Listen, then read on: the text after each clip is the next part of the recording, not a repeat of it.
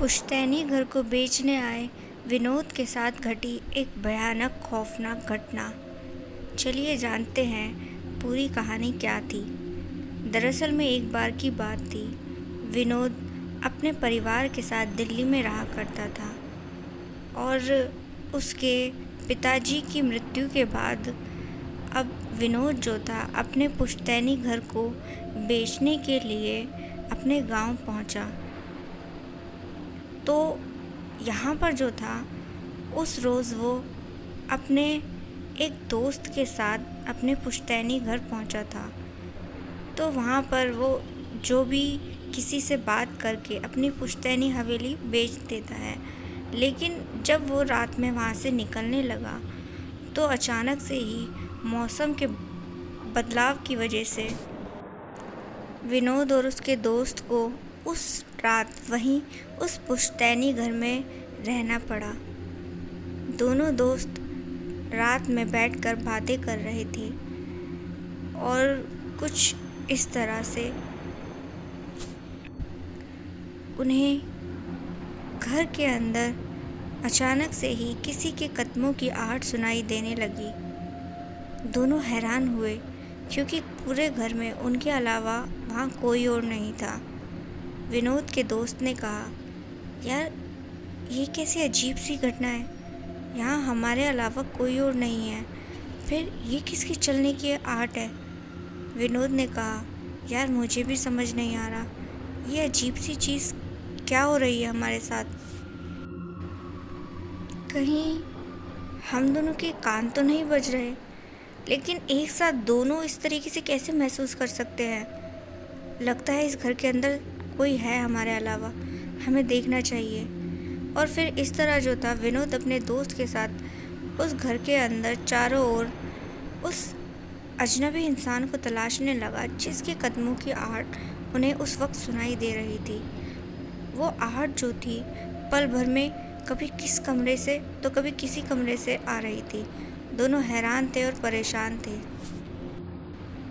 इसके बाद जो था अचानक से ही वो आहट बंद हो गई। दोनों ने चैन की सांस ली।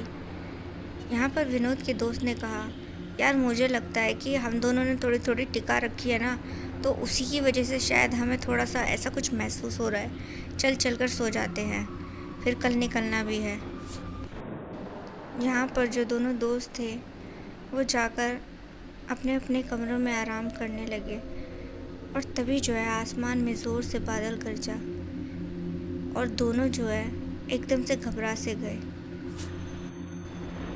यहाँ पर विनोद जो था अपने कमरे में अचानक से ही बैठ गया और उसे कुछ अजीब सा घबराहट सी महसूस होने लगी।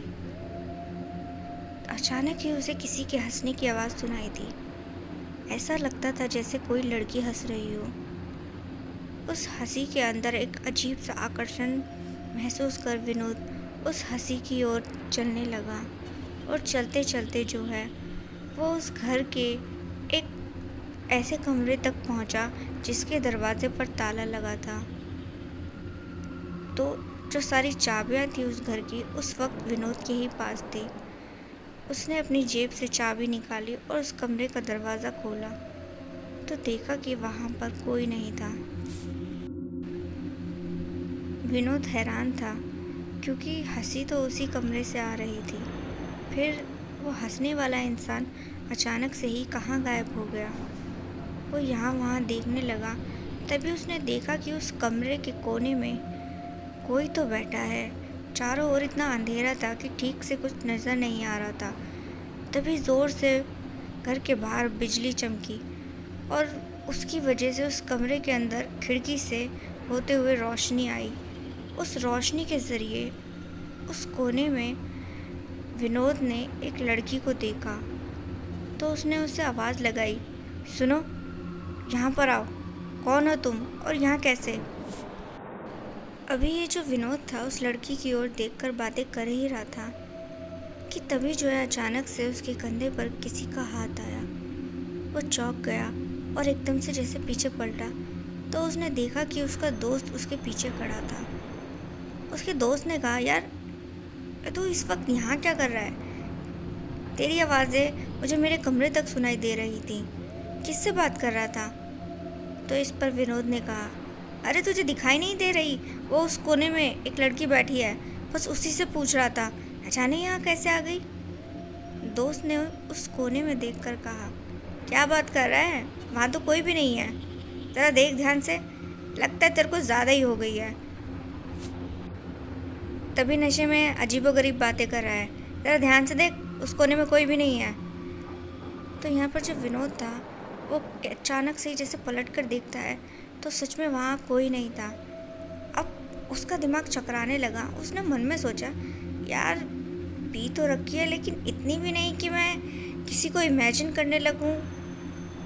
बड़ी अजीब बात है, आगे वो लड़की कहाँ चली गई? तो यहाँ पर जो था विनोद, वो घबरा गया। उसने अपने दोस्त से कहा, यार मुझे ऐसा लगता है कि इस घर के अंदर कोई भूत है। हमें यहाँ से अभी के अभी चलना चाहिए।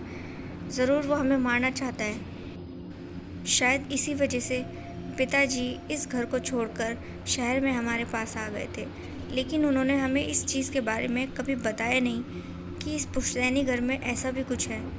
तो यहाँ पर विनोद का जो दोस्त था उसने कहा, अगर ऐसा है तो यार हमें अभी यहाँ से चलना चाहिए, क्योंकि मुझे भी कुछ अच्छा महसूस नहीं हो रहा इस घर के अंदर।